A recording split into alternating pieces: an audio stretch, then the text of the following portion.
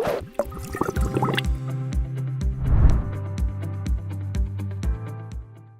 welcome back. So in this video, I'm going to be discussing the concept of recursion. So I'm going to be talking about what it is, how it works, how we can create our own recursive solutions, and then where we can apply it. And I'm also going to be comparing it to some more traditional ways of programming as well.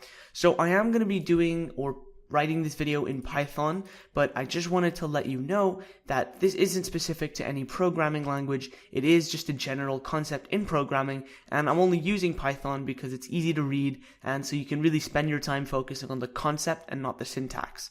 So let's go ahead and get started. Now, first of all, what is recursion? So when something is recursive, what it's pretty much going to do is call upon itself repeatedly. So in the definition of a recursive function, for example, there is going to be a function call to this exact same function, to itself, and it's going to keep calling itself over and over again.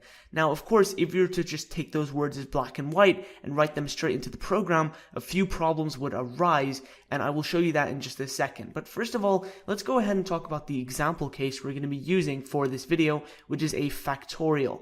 So first of all, I'm going to talk about what a factorial is in case you don't already know.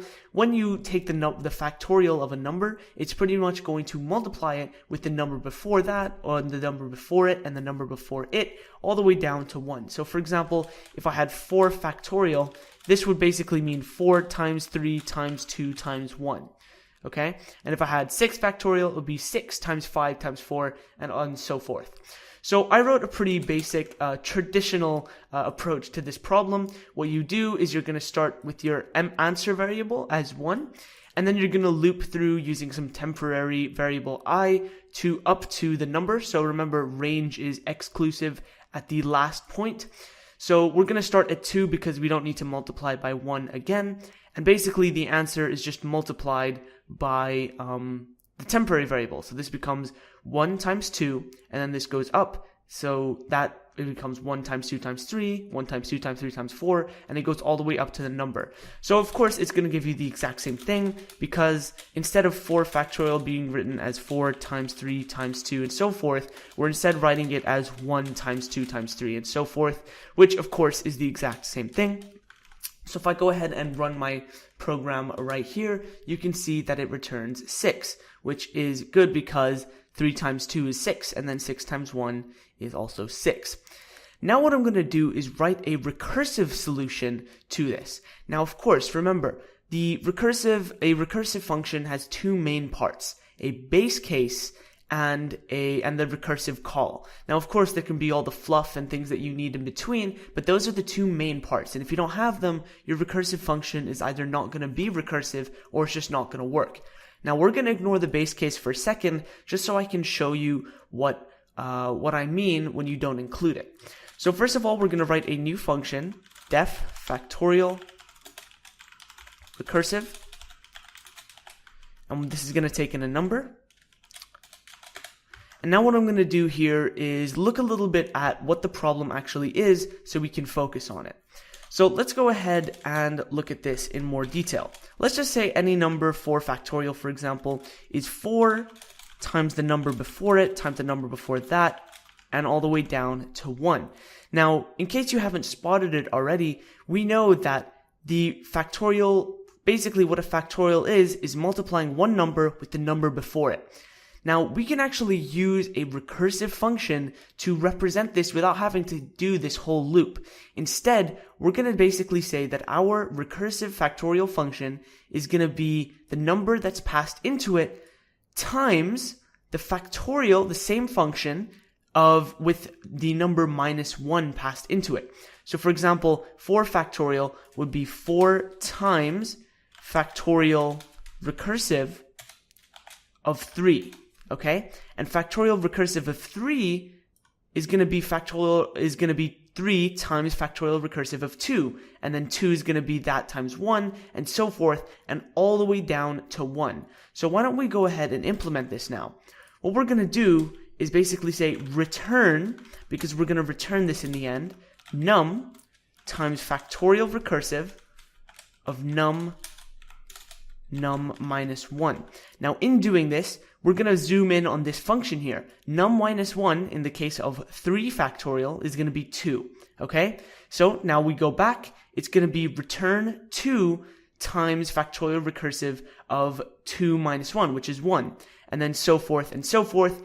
And I'm actually going to go ahead and run this right now, and you'll see why there's a little problem.